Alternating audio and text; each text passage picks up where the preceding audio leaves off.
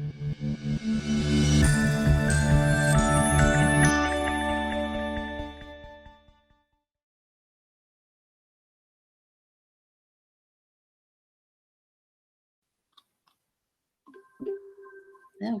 well, welcome to Getting the Most Out of Google Classroom. And I'm Barb Vinal, and I'm going to introduce my moderator here in just a moment.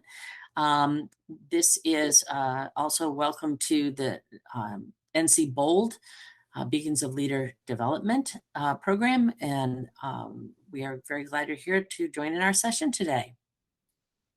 Good morning. I am, again, I'm your presenter for today.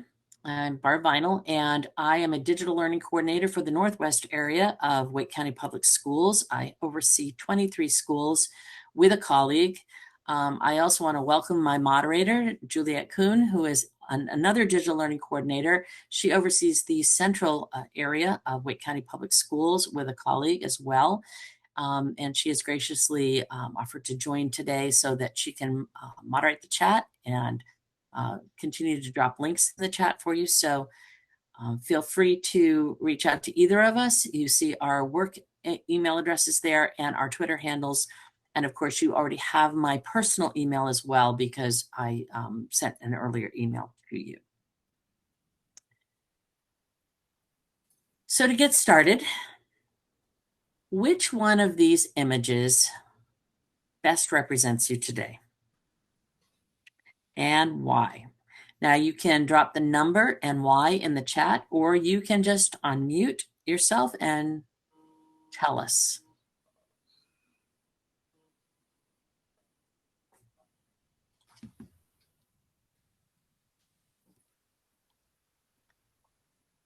And I hope I'm going to pronounce the name right. Is it Jayshri?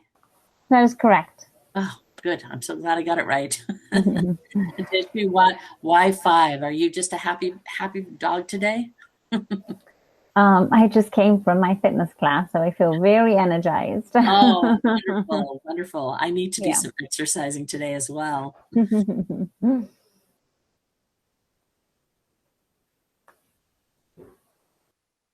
Anybody else want to share how they're feeling today? What best represents you today? I think I'm number 1 there, with having been on vacation this week, trying to slowly get back in the groove and remember how to do things. Right, right. Oh, number 3. I love that picture. I just think that is such a cute image. Yeah, I think that I'm probably 2 because I feel like my head is buried in the clouds all around with 3 screens staring at me, and I'm looking over my shoulder hoping that I get it right. So that would be me today. So that's just kind of a fun way to get started this morning. And I also feel a little bit like 6 because I feel like I'm laughing at myself for choosing to do this on my vacation.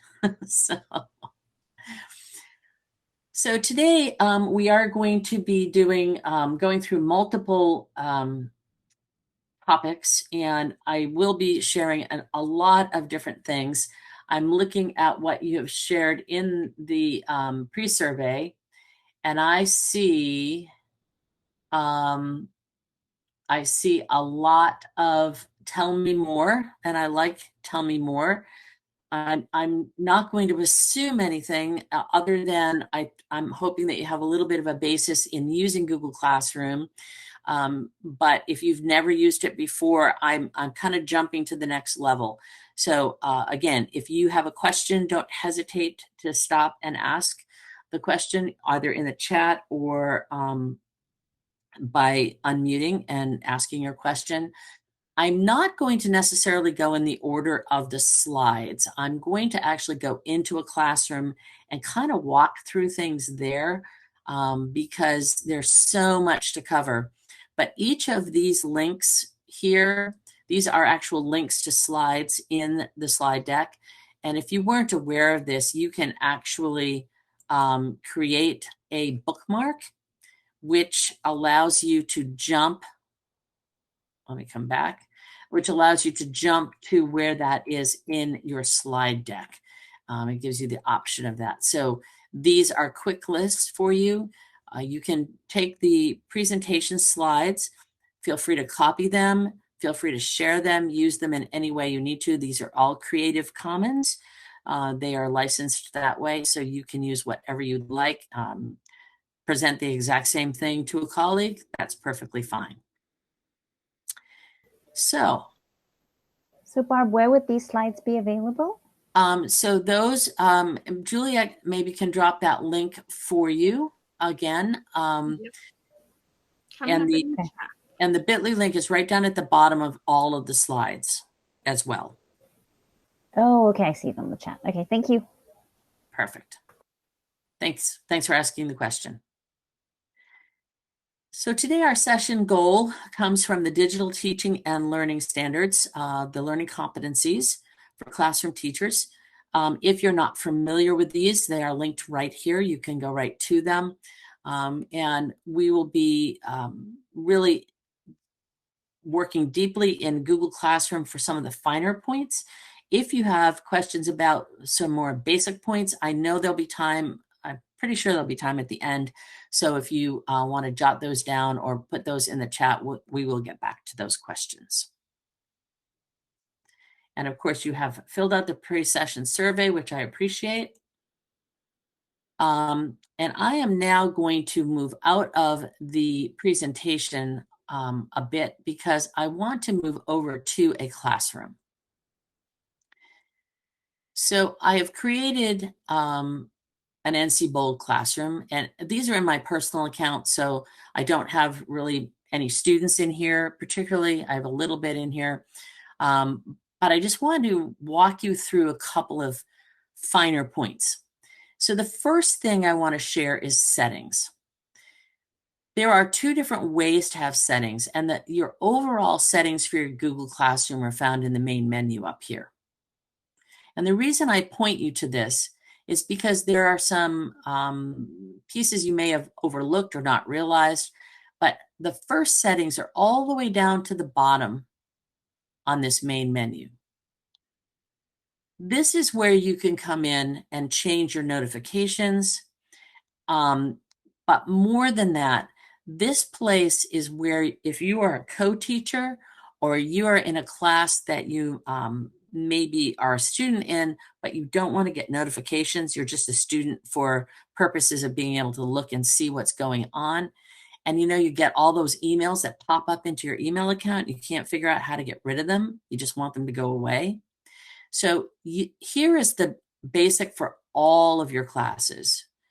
Whatever, I usually leave all of this on because I want to see comments on my posts. I want to see what students have turned in, so forth.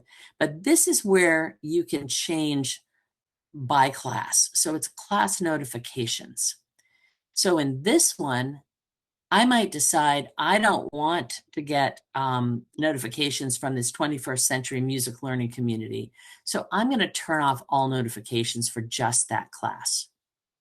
This is a good way, as I say, if you're the co-teacher in the class, this is the way that you can stop all those notifications from happening. So I think that's a really important first step. So when I go back to my classes, my next place to change settings is within my class itself in the gear. Now, you may already be familiar with this because you may have taught in Google Classroom, and you may have used this to regenerate your class code or get an invite link or turn on or off your invite codes. But there are a couple of things here I want to point out. One is the stream. Now, in the stream, which is basically for announcements, that's where you can announce things, by default, it's set up that students can post and comment. The only time I leave this open really is if I'm teaching adult students or teachers. The options are students can only comment or only teachers can post or comment. I particularly find with elementary age students, well, even into middle school, I always leave this only teachers can post or comment, because otherwise when you're not there, your students can be having a running chat about anything they want to in the stream. And that just opens up some privacy issues. It opens up bullying issues. So I typically make it only teachers can post or comment. I don't allow the students to have that back and forth. Now, I can go in and turn that back on if I want them to have a discussion when I'm there, and then turn it back off when I leave. So that's something to know. Deleted items. I like to turn on deleted items. What this means is if I delete an assignment, I want to know that I've deleted it, that I actually posted it at one point, but then deleted it. So I turn that on personally, but that's personal preference. You have the options here, of course, of giving an overall grade. In our district, we are not permitted to turn on the overall grading. It is just part of our privacy policy, but you can turn that on if your district allows that. And it just means that students can see their overall grades and allows you to grade within the actual Google Classroom. Any questions so far?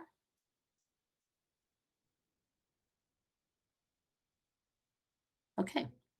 The next thing I want to share, you might notice that I have made a customized header up here.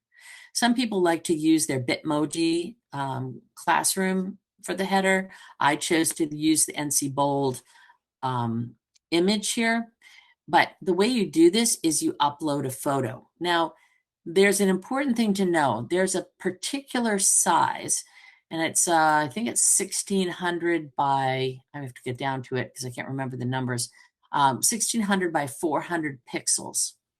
And that will allow you to make your header exactly the way you want it to show up. If you just upload an image of any kind, a photo, you're going to get like, it's cropped. If you try to send an image of yourself, like you might get just your chin will show. So it has to be in that size.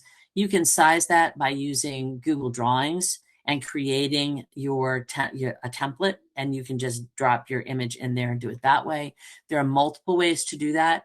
And I believe I've included in the resources an option for how to, for a template, for an Alice Keeler template that you can use to formulate your own. So that's one way to do that. We talked about the announcement setting. Now you might notice that I posted 2 assignments, one yesterday, one today, or both yesterday, and then I edited today. You may not want your students to see everything that you do in the classroom. That's where you can come into your original settings here where we just were, and where it says classwork on the stream, I might want to hide notifications. So that means when I edit some assignment, it's not going to just show up on the stream. So I can hide that. Now, when I save it and then I post in this classroom, for example, if I create a new assignment now, I'm just going to create a quick assignment. Number 3, and I'm going to sign. It was not best practice, of course, because I just didn't put anything in there. Now you notice that did not show up. And the 2 original assignments that I posted no longer show up. So that's a nice feature to, especially if you're like I am, I keep going back and editing something or adding something or, adjusting what I did. And I don't want my students to see all the times I've edited that or adjusted it. Next thing I want to share with you is this little box right here. This is called the to-do box.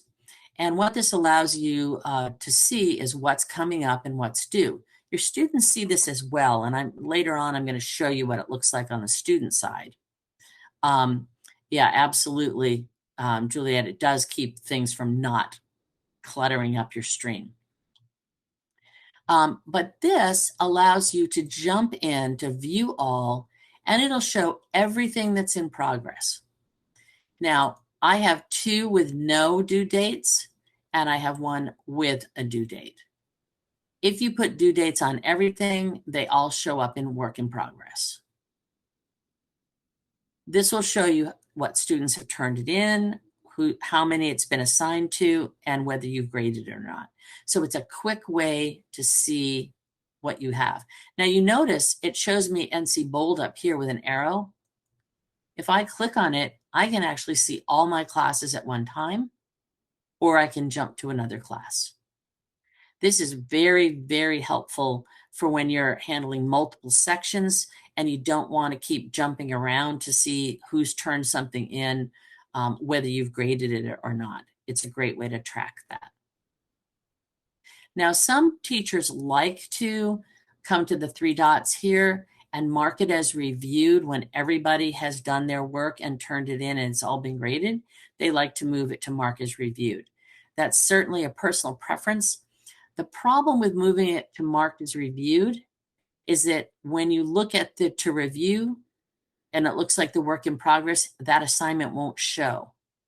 So it could mean that you've marked it as reviewed, now nothing's here, but if a student goes back and edits something and turns it in again, you're not going to know it. It's not going to show up in your to-do list. So that's just a word of caution. If you choose to hide things over in the reviewed part, when I do this, if I mark this as reviewed, it now comes over and it now lives over here under reviewed. So it's just something to keep in mind for your personal preferences there. All right. Now we're back in the stream. Here in the stream, I have some options. Besides just announcing something to my class, I can also have direct communication with one student, two students, a group of students, or the whole class.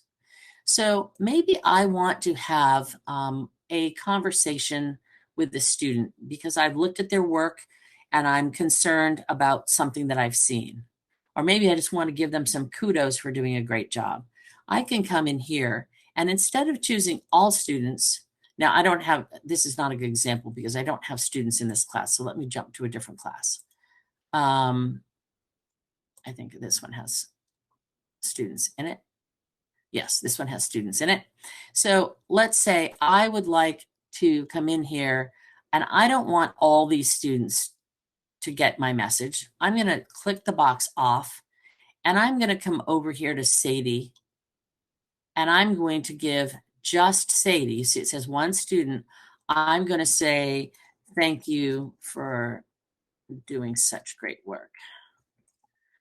And when I do that, now I can post that directly to Sadie. And now Sadie and I can have a conversation back and forth, and nobody else in the class knows that she and I are communicating. This works for a couple of purposes. One, it keeps everything condensed into that student's classroom.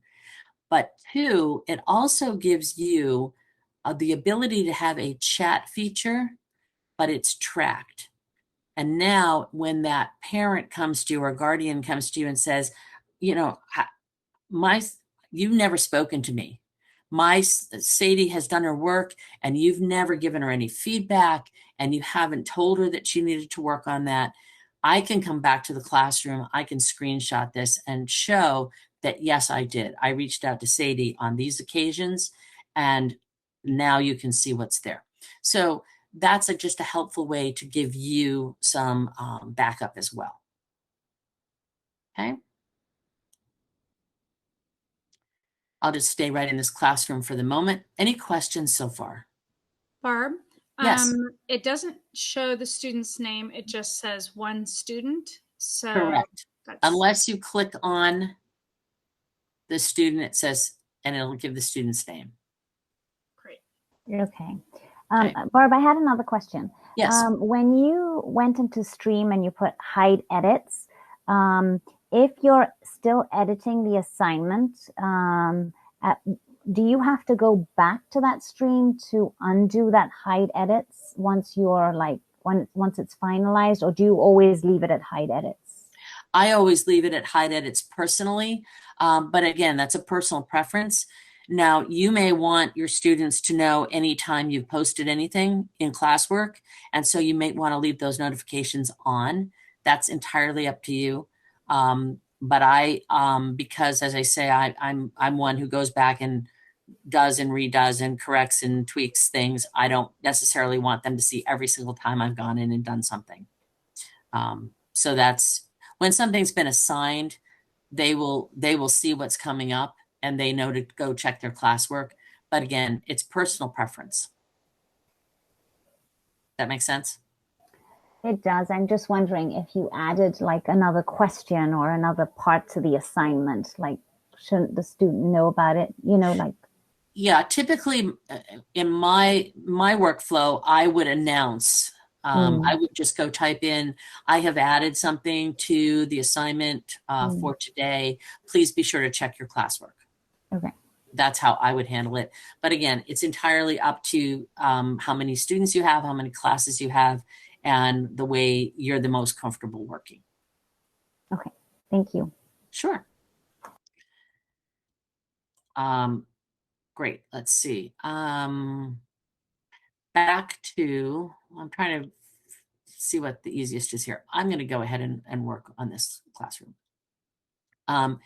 So you might notice in this classroom that I have got these lovely little image targets.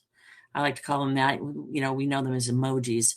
But organizing the classwork stream by using emojis, by using the topics, this is really helpful and important. And I know that particularly with our littles, but even with my adult students, I do teach online for the New England Institute for Teacher Education. And my students love it when I use the same icon to represent all of the assignments in that topic.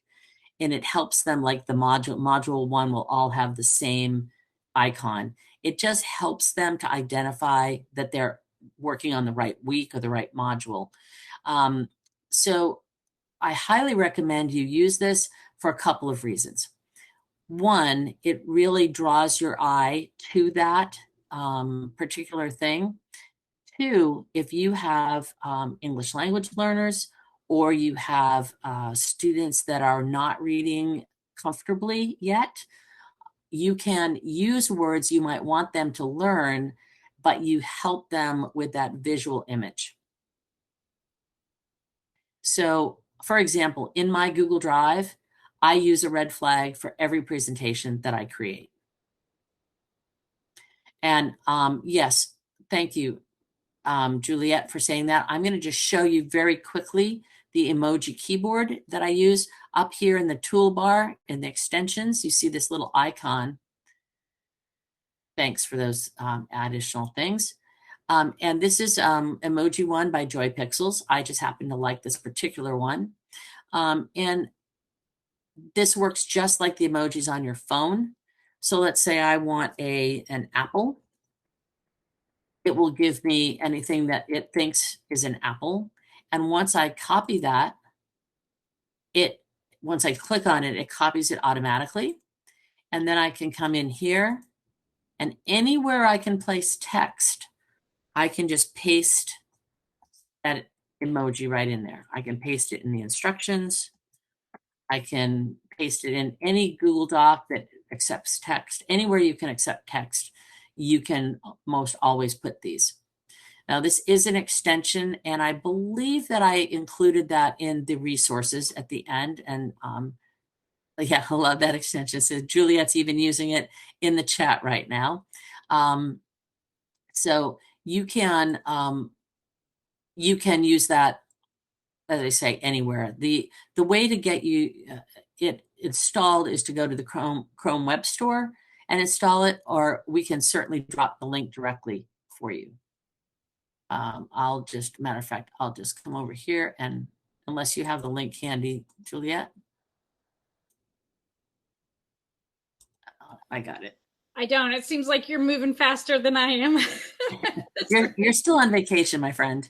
So here's the link to the emoji keyboard. A lot of times our students like to use it, but I know in our district it's blocked for students.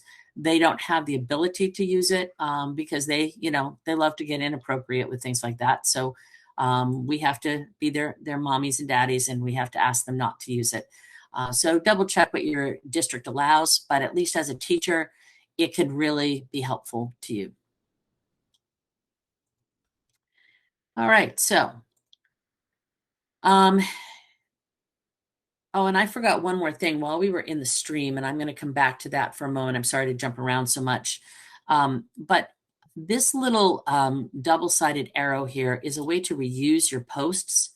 So if you have multiple classes and you would like to reuse a post, you can select from this particular classroom, or you can left arrow and you can choose from any classroom.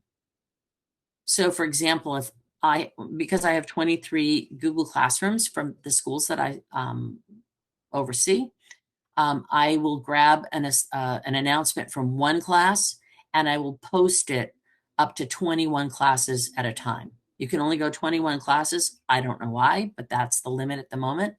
And so I can go find any classroom that maybe has something in it, my first announcement, and then I can create new copies, or I can not create copies, and I can reuse that post. So it pops it up. It allows me to change it if I wish. And then here, when I click on the drop down, now I can choose all the classes I want it to post to. So I can click here, I can click there, anywhere I want to add that. If I'm only using one class, again, I can go back and post it to just one student or two students or however many. And then when I post it,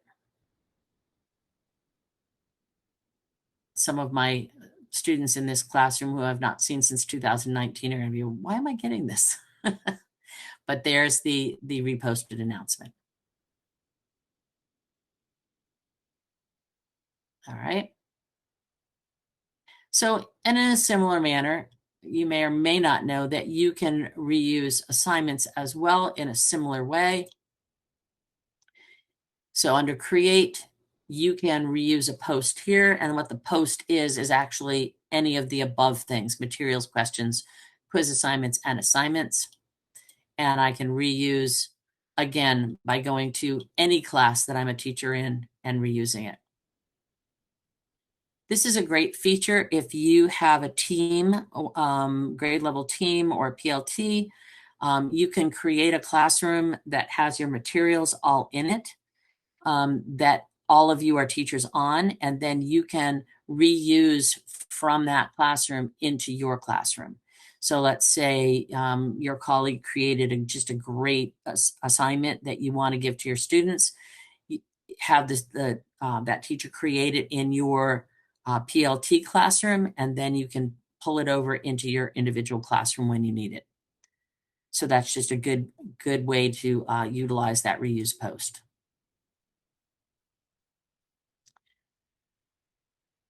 I'm going to pause for a moment and see if you have any questions. I need to go back and look to see. I think basically you'd like to know a whole bunch of things. All right. And I am going to actually get out of this classroom because I don't want to be posting to all those people. And if there are no questions, I'm going to jump over to, excuse me, adding rubrics to an assignment. So when I add an assignment and I create my rubrics, it's the name of my assignment, you have all your options, whether it's going to all your students, whether it's going to multiple classes.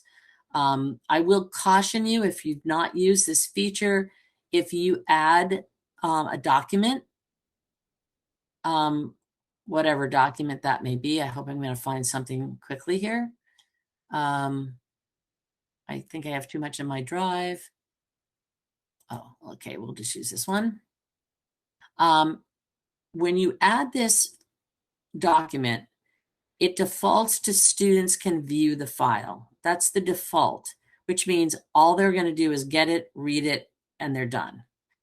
If you want them to all edit the same file, you use this one. That means everybody's working on the document together. But if you want each student to have their own copy of the document, you use make a copy for each student.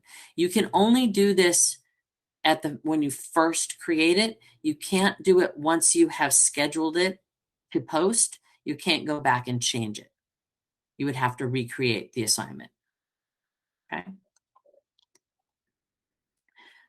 So here I can choose my due date, and I want to do that because we're going to talk a little bit about calendars in a bit. So I want to have this on the calendar. And I'm going to make this 4 points because I'm on a 4-point rubric. And I'm going to add this to my rubrics column. So I've done all the things I think I want here. And now I'm going to create a rubric. You have 3 options. You can create it, just create it as you're going. You can reuse it from another assignment. So let's say you have several assignments, but you're using the same standards for those. You can pull it over, or you can import it from Sheets. Now, importing it from Sheets is a little more challenging. So at the end of this, or actually in the rubric section, I have included for you this rubric template by Alice Keeler. If you're not familiar with Alice Keeler, she's got a lot of great stuff for Google. But this is her template. And when you click on the link, it will automatically generate your own copy of the rubric. So that's there for you because it's a little bit challenging otherwise. But I'm going to create one from scratch. So when it pops up, you have some options. You can use it for scoring, which means you can literally click right on the rubric and it will score that assignment for you. Or you can turn it off. By default, it's turned on. You can set it to do descending, so it starts with the highest level first, or you can switch it to ascending, so it starts with the lowest level first. Doesn't matter what order you create this in. What matters is just that you have your levels. It will automatically sort it for you. Your criterion title is typically your standard. So I'm just going to put 1A standard. And whatever the descriptor, whatever that standard is. Now, you can use the actual standard descriptor if that suits your students. But whatever this is, it needs to be understandable by the student. So put it in kid-friendly language. So it might be shows how to do this thing. I don't know. I'm just throwing something out there. So my level 1 does not meet. I'm going to do a couple things here. Does not complete the assignment. So when the student looks at the rubric, they know exactly what they have to do to get that level. And so I'm going to add another one, and I'm going to give 3 points, and that's going to be meets, and that's going to be does everything. Obviously, this is not a real rubric, excuse me, and that's not really how to create a rubric, but I'm just throwing it together for you.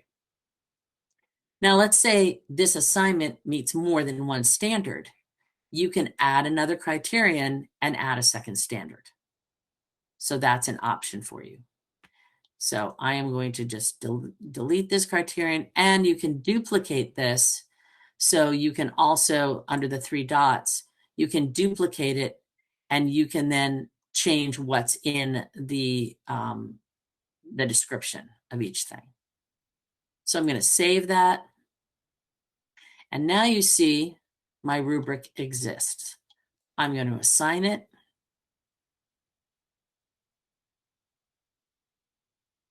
It has to think about it for a moment. There we go. Now it's assigned. And when I open that up, there's my rubric. And the student can see exactly what they need to do. When I go to grade this, because I have no students, you're not going to see this as having a student. I can actually click right on those numbers and it will grade it right from there. Okay? Any questions about rubrics? And again, I flew through that. Excellent. Thank you, Juliet. I flew through that, but this is all included in the slides, and you can jump to that by using that bookmarked topic list back up here. So you can jump right to rubrics, and that will show you how to do it. Okay. Barb, do you have a different rubric for each assignment that you give? It depends on the assignment and what standards you are planning to assess. So you could use a different rubric for everyone. You could use the same rubric. If it's a generic rubric, you could just reuse it from another assignment and bring it in. But where are you putting that? Are you putting that under the assignment? Because I teach world languages, so I have listening, speaking, reading, writing. So right. So when you create that rubric, you can put the standard could be listening, and then what that involves for this assignment, and then what it meets. Then, if you remember, I had the ability to add another criterion, so I could then add the speaking one could be added as another one, and so forth. And then you would assign points according to that. Does that make sense? Did I answer your question actually? So you're putting it all under one rubric then, right? It's not like you're creating a separate rubric for each of those. Correct. Right? Correct. So let me just duplicate this one so that you can see. I'm going to duplicate the criterion, and I'm going to change this to standard 2. And this can be listening. And so now if I save that, you'll see the rubric shows up here with 2 criteria and now 6 points. And so you can see the 2 separate ones. Okay. And you can add as many standards as you might be assessing for that one assessment, for that one assignment, excuse me. Do you think that did I answer your question, first of all? Well, each of my assignments will be assessing one of those. Okay. Yeah, and so what you can do is, as once you create one rubric for each of those areas, then you can reuse the rubric. So you could come in, so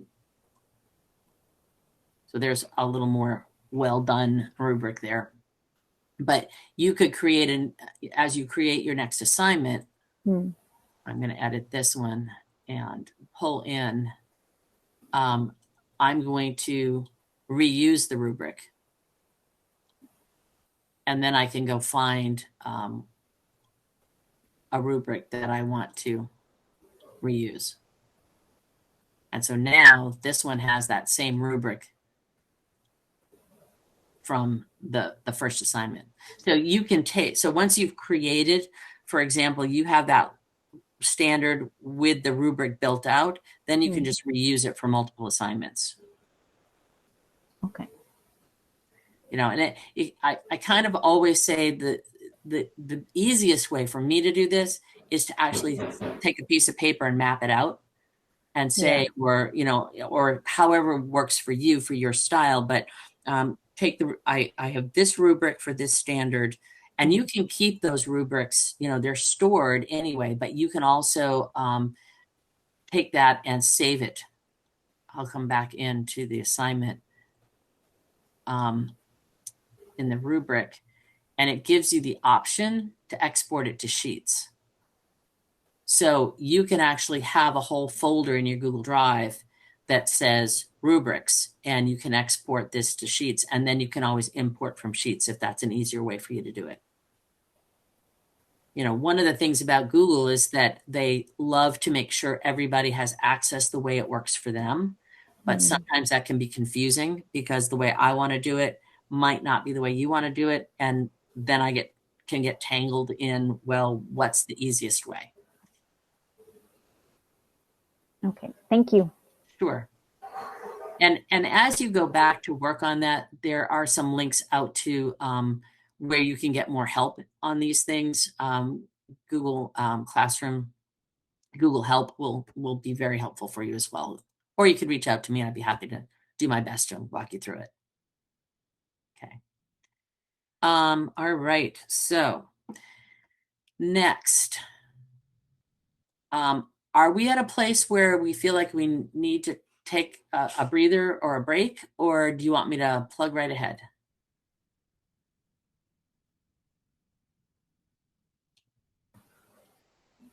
I'm okay. You're okay? Yeah. All right. If everybody's good, well, I'll just keep on keeping on. I just want to make sure I don't miss anything. I will share with you on slide 22, and I know there's a lot of slides in this slide deck. It's really a reference slide deck, and that's why I'm not presenting from it, because it's just too big. It's there really for your use. But this shows you a little bit more about, what each of those things mean, and then how to reuse it and so forth. And there's the link to Alice Keeler's rubric is right in there. And so I guess we'll jump on into grading. So because I don't have students in my classes, I am going to use the slide deck for this. There are multiple ways you can grade. Just like I said, with anything in Google Classroom or anything Google, there's lots of different angles and ways you can come at things. And you'll find what works best for you. I personally like to go to the assignment and grade from that to-do list that I showed you in the beginning, coming out to here and going to this. This is how I prefer to do it. For me, that's just the easiest, but there's multiple ways to get there. So you can come in to the People tab. You can choose the student, and it will show all their assignments and the status of it. You can also come into the assignment and click on it that way. So there's lots of ways that you can get to it. Okay.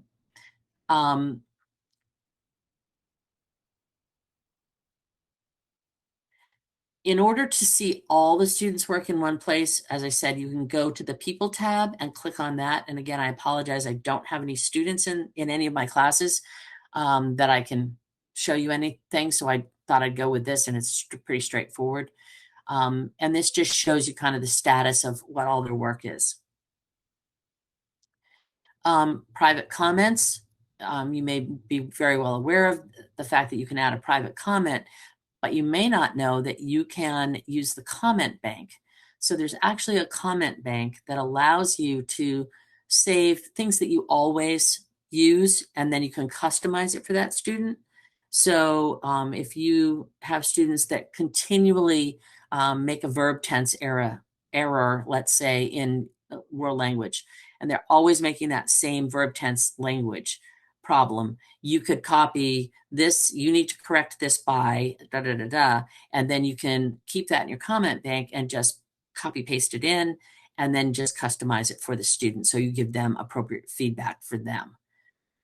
So there's a couple of ways you can do it. You can type the comment and then add it to your comment bank, but then you can also type directly into the comment bank.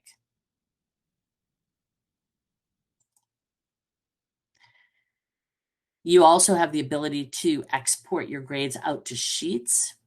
And I want to share this a little bit with you because you may want to gather all your grades, either to put them into another program where your school district keeps them, or just for your own record, so that you can kind of match things up. So in case your gradebook messes up, I always kept a separate database of grades for my students, or a spreadsheet for my students, just in case when I entered them into PowerSchool, which is what we use, something got messed up. I would always have that as a backup. Some people like to use just a paper gradebook, so it's a way for you to print that out and have a paper gradebook as well. There are a couple of options here. So copying all grades puts it right into a spreadsheet in a CSV file. CSV, if you don't know, it stands for comma separated values. And that's a file that Excel can read, Google Sheets can read, any sort of a spreadsheet can read. You can't save, you shouldn't save in that format because you can lose data, but then you can convert it over to a Google Sheets or to Excel if that's what you prefer. So that will give you all the grades. Download all grades as CSV is everything in the classroom for that particular student. And then the download these grades as a CSV is just this assignment. That's why it says these, this is all, or just this assignment. Okay. Two distinctions. You can also switch between assignments to grade them by going from student to student. So when you pull up the student names, it gives you what the status is, but then the drop down arrow lets you see the next student's work, and you can go back and forth. Okay. And it looks like I have a problem with my graphic there. I need to fix that. There, how's that? We fix that. Right on the fly. Anything more you'd like me to go into on grading? That was kind of hard one because I don't, as I say, I don't have students, so I don't have assignments to really show you that.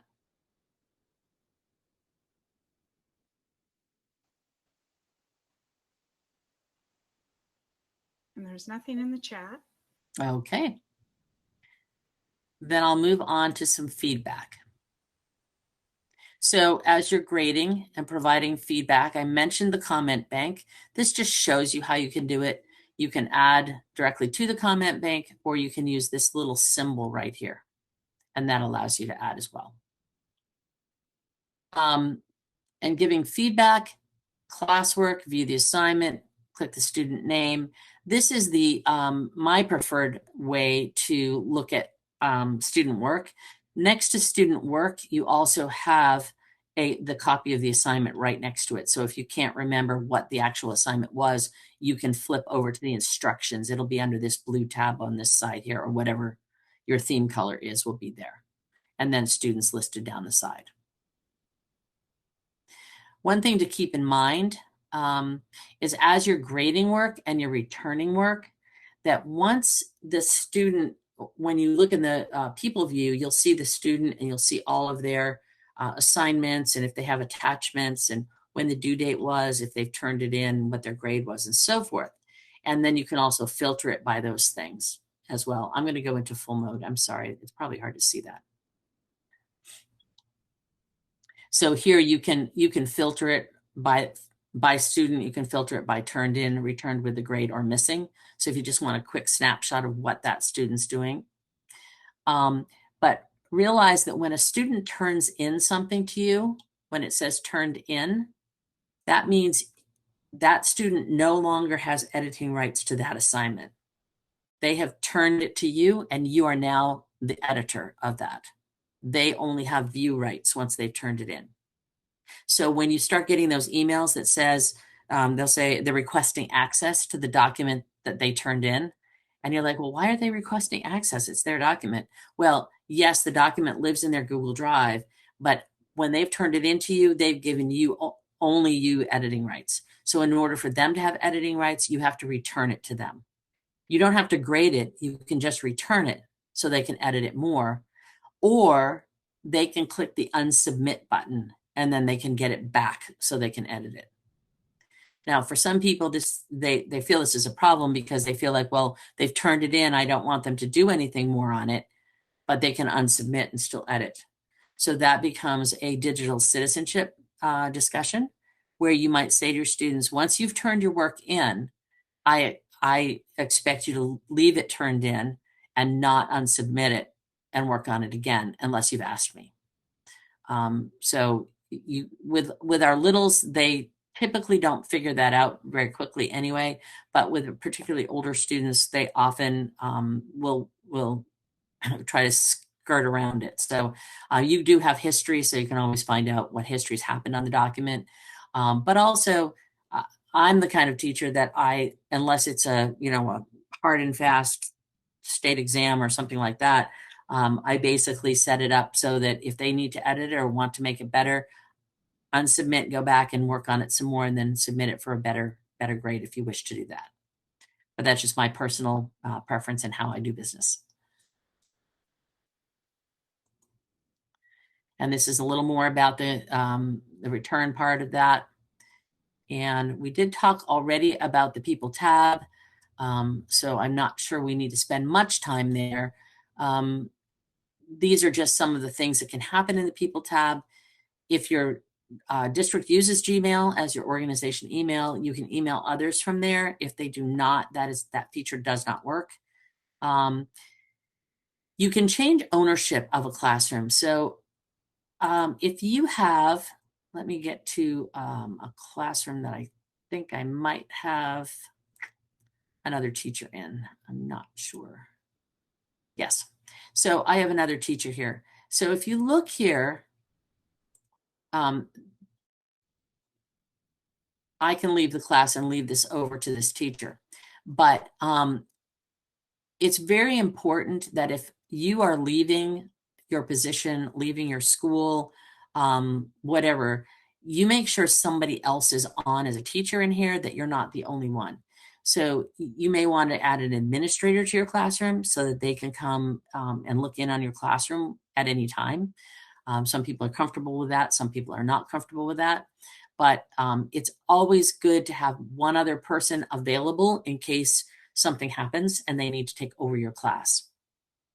Typically, your admin in your school district can, in fact, go on the backside and add somebody if they need to. We've had that happen quite a bit throughout this last year and a half. But be aware that having another teacher on the account is always a good thing. One thing I neglected, and I'm sorry, I'm jumping back again. We're talking about the ability to have guardians, and that comes up in when we're talking about the people tab. So you can email the guardians. The way you set up guardians is back in the settings tab here. So guardians can do you can give them the ability to see what's coming up. And I'm looking and, oh, it won't be in here because this is my personal account. That's why. I'll jump back to that because it's important to see that guardian. Let's see, I can't even find where I am. I'm jumping all over the place again. It's in settings and guardian summaries. There it is. All right. So in the general settings, it says guardian summaries. So in an education account, you'll have this option, and the example shows you what it would look like. So, and I've linked it here as well, but it basically allows the guardians, if they've opted in to that, it will email a summary for any a summary to any guardian that has signed up for that, and it will do all the classes that their child is enrolled in. Okay, so the sample guardian summary, it'll take a moment to load here, but it looks like this. And so it will have weekly summary for whatever the student's name is, whatever the week is, and it'll show student work missing from last week, due next week, and then class activity, any assignment or anything that's been posted in any of those classrooms. It does not provide grades. It doesn't say how the student's doing in the class. It just says what's there so that the teacher might be able to have, parent or guardian might be able to have a conversation with their student and say, oh, I see that you're missing your US history work, which was due on the 26th of July. What's going on with that? Is there a problem, or did you forget to turn it in, or, what is that? So that might be a nice feature to have. Yeah. Thank you, Juliet. Yes. If the parent has a Gmail account, they can choose it more often than weekly. And that is strictly an opt-in, opt-out. So the parent has to say, yes, I want these. Here's my email address. That's how that works. Barb, one question we often get from schools is there a limit to the number of teachers that can be in a Google Classroom? Great question. And there is a limit. And do you know what the number is? For some reason, 20 is what's in my mind, but I don't know if that's correct. At one time, I could recite all of yeah. Well, and they change quite a bit. So thank you for bringing that up. I believe I have had as many as, I want to say I've had as many as 25 in a class, but I may be mistaken. Google seems to like the number 21. There's 21 frames in a Jamboard, 21 teachers in a classroom. I would have to look that one up. Thank you for bringing it up, Juliet, because I need to find out the answer to that. So If you happen to jump in and find that in the process, that'd be great. So thanks for asking that. It is 20. It is 20. Great. Now see, it should be 21 because they have 21 frames in Jamboard. That would make it easier for old people like me to remember. All right, so the next thing I want to share is the calendar. So under your classwork tab, you'll see that it says Google Calendar. So you also have a class drive folder. So everything that you create and all the work your students do are in a class drive folder labeled the name of the class. And it may be embedded in a folder called Classroom or Google Classroom, but typically Classroom. And then within that will be everything you've ever created in Google Classroom in a folder named by that class name. So you can always go back and find what you need. But the nice thing about Google Calendar is, if you notice when I come back to my menu, I have calendar right here. And so I can see from all my classes what assignments are scheduled for this week. And when I click on it, it takes me right to that assignment that's due, and it would let me sort my students, and it shows the instructions for my class. So using the calendar is a really nice feature. Now, the calendar, if you notice, that assignment shows up. I didn't give it a time, so it just shows up as an all-day event. And there in and this is my regular calendar with all my calendars, and you see NCBOLD 2021 is right here. It automatically creates a calendar that it adds to your account. And this is my personal account, and I created it in my personal account. So there it is. And your students will have the same thing. And I'll show you what the student view looks like in just a few moments. But here, if I click on the assignment, it gives me all the details of that particular assignment and a link directly to it. So the calendar is a great feature. Now, it's not, you may need to check if it's turned on for all of your students. It will show assignments, but it doesn't, you can't, at least as of when I tracked out a few weeks ago, you could not create an event on that calendar that your students could see. But it will create Google Classroom events. So I don't know, Juliet, if you know something different than I know, please let me know. But it will put those assignments directly on the calendar. So it's really good for your students to remind them task management, managing time. How do we remind me to look at the calendar all the time and to schedule myself out on my own calendar, work on such and such, and teaching them that skill. It's a learned skill, and it's important that they grasp that skill. So on my calendar, that's what it looks like. But on a student calendar, let's see if I can jump to the student calendar. And the student calendar typically shows by week. And I'm not seeing it. Or maybe it's up under calendar. I have too many slides in my slide deck, people. This is not what one should do. So do as I say, not as I do, right? I think it's slide 40. Thank you. Thanks. Yes. So, well, this is what it looks like in a in a teacher's view, just like I showed you. And then 42. Yeah, and then I showed you the assignments and so forth. And this is what it looks like in the student view. This is a first grader's calendar. By the way, these calendars were used by permission from one of our other colleagues, Sadie Hoover, and this is her son's account. She has a son in Wake County Schools, and he was willing to share this. I don't have a child in school at this moment, so I have to rely on my colleagues that do. So they get it 1 week at a time, and this is what their calendar would look like. And so they can scroll through to see what they have. When the student clicks the event, it opens in Google Classroom, and this is what they will see. They see their assignment, they see your work, and whether it's turned in or not. And then any comments show up.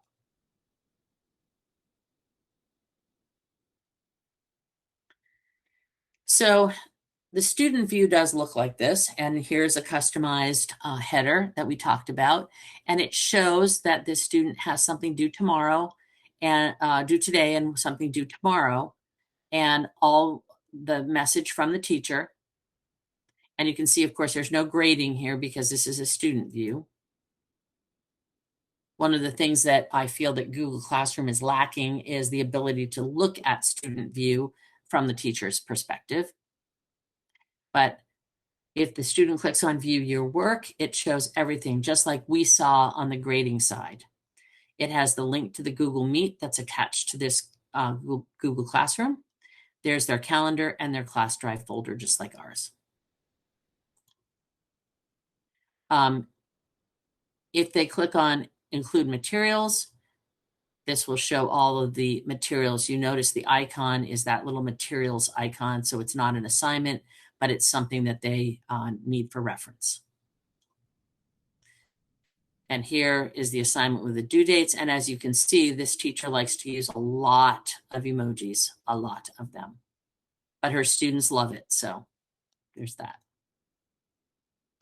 And here is a piece of work that's been assigned but not turned in.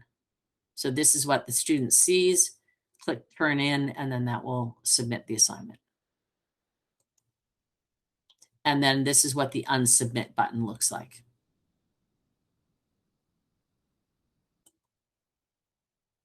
Once it's returned, they see returned at the top, and then they can look at the comments. Barb, I had a question about this unsubmit. You said Yes. that once they turn it in, they can't really edit it unless they unsubmit, correct? Either you return it to them or they click unsubmit. Yes. So my question is, if you have a deadline or if there's a due date there, are they able to still click on unsubmit? Yes, they are able to unsubmit at any time. And so again, that's the digital citizenship piece, because you can track the history. So you can see that they've unsubmitted it to work on it again. So you may need to remind your students that you turn it in. If you grade it fairly quickly and return it, then you'll know that they've resubmitted it because it'll show as resubmitted. But there's no way to lock it down to a date and say you can't do anything with it after this. Okay. All you can do is look at the history and see if they've submitted or are resubmitted. Okay. All right. Thank you. Sure. So we are getting down to our last 10 minutes. So I do want to cover one more quick thing. And then I want to make sure you get all of your credit and so forth. I want to cover end of year, end of quarter, mostly in the, where did my classroom go? Oh, there we are. I want to show you how to archive your class at the end of the year. Some people choose to leave their classrooms open. If you leave your classroom open, your students can go back and edit work and still submit work after your semester or year are over. So the way to preserve the option to not have them resubmitting work is to come down to the settings in the bottom, which is right where we started. We've looped right back around. And then you are going to be able to come down and see your archived classes here. Now, in order to archive a class, I come to the back out to the dashboard. I'm struggling with my tracking here. So if I want to archive today's class, I click the three dots and I can archive it. Now, if you're going to use a similar class for next year, you might want to make a copy of this before you archive it, you can do that. And then it puts everything in draft form. And so you can go back and mess with it. That's entirely up to you. I typically like to make a clean copy and then pull reuse posts in. But I could archive this class. And when I do that, all of the work is still visible. All of the assignments are still there. Everything's still there. It just means that the student can't interact with that class. So now, if I've archived at least one class, down here, archived classes will show up. And you can see it's got the lines through it, so it's been archived. So everything is still here that I did, but students can't interact with it. Now, if you still have people in your class when it's archived, this class will still show on their dashboard back here. It will still show, but it will have lines through it. So that way they'll know the class has been archived. They can't leave the class. Okay. So if you're a student in a class, you have the option at any time to unenroll. So sometimes your students will do that. So check your rosters, because sometimes they just like to unenroll and then say, oh, I never got any of the work. Well, it's because they probably unenrolled from your class. So check your rosters on a fairly regular basis to make sure that, in fact, all the students that are supposed to be there are, in fact, there. All right, so that brought us all the way around to the end. I have these resources are here. There's the header template I mentioned, the Chrome extension, and Google Classroom Help. You can certainly connect with me at any time. You have my personal email because I emailed you earlier, but also there is my work email. And I would like to ask you if you have your Performance Matters app open, if you would come in here, and if you scan that QR code, that will give you your attendance, mark you as attended for the session, and you will be able to get your credit. And if that does not work for you, you can certainly use the bit.ly link as well to do that. And I have dropped that in the chat as well as the feedback form. So Thank you, Juliet.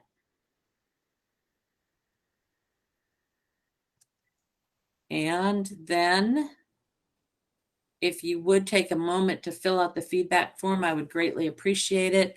I know NCBOLD and DPI would greatly appreciate your feedback, and very honest feedback. We are always happy to present sessions like this, but I never know if there's more that I could have done or I could have organized it better for you. So please do place your comments in that. I appreciate your feedback. And are there any questions? That's the link for the feedback is not working. I'm not sure if it's just on my side. Let me see. Saying the server is temporarily unavailable. Yeah, and you know what? Let me, because the one on the slide worked just fine. So give me just a second. Yeah, let me drop the direct link. That's a direct link to the feedback. You know what? It worked when I first clicked it off the slide, and now it is not working. You know what? That happened actually yesterday as well. It's very weird. The link that I just dropped in goes directly to the feedback form for you. Yes. So hopefully that'll work. It is not for me. I don't know. Is it working for you two ladies? Or actually, I don't know. You two? No, not for mine. Hold on, I'm still trying to get the QR code again. Oh, okay. Let me go back to that.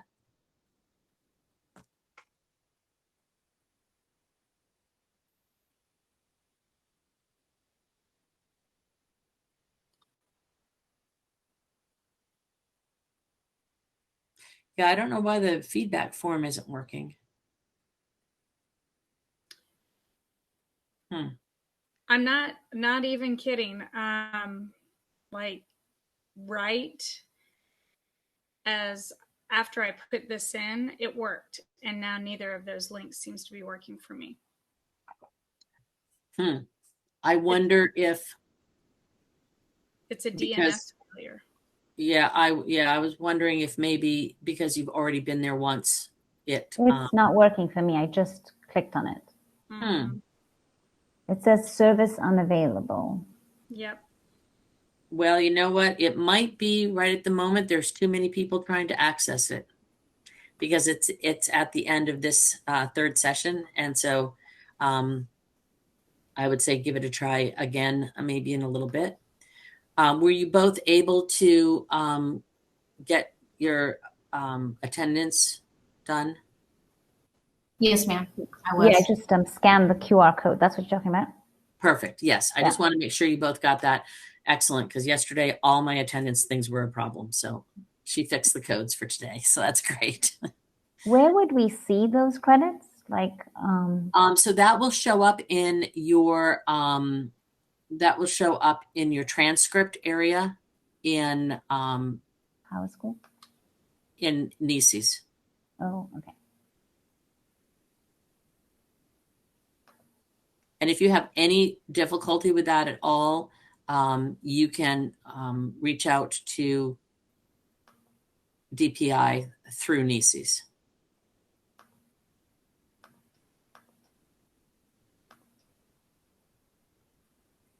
So nobody's been able to access the feedback form? No.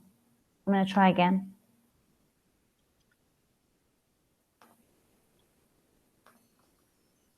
No. Not working. Very interesting. And not in a good way. Yes, not in a good way. I also find it interesting. I've tried it under my school account as well as my personal, because I have them logged in for, the Meet, and then it gives the same error on both. So it's very interesting. So I went directly from that link. I don't know if that will work.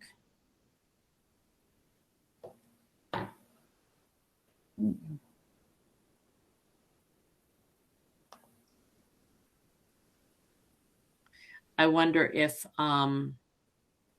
you open an incognito window, if it will allow you to do it then.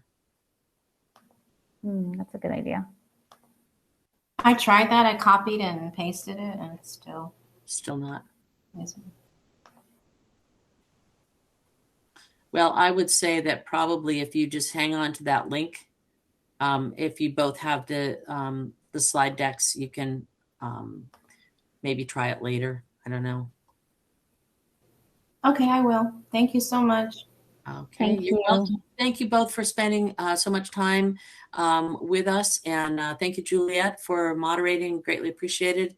And I hope you all have a wonderful rest of your day and enjoy some more sessions today. Thank you for all the information. Have a great day. You're very welcome.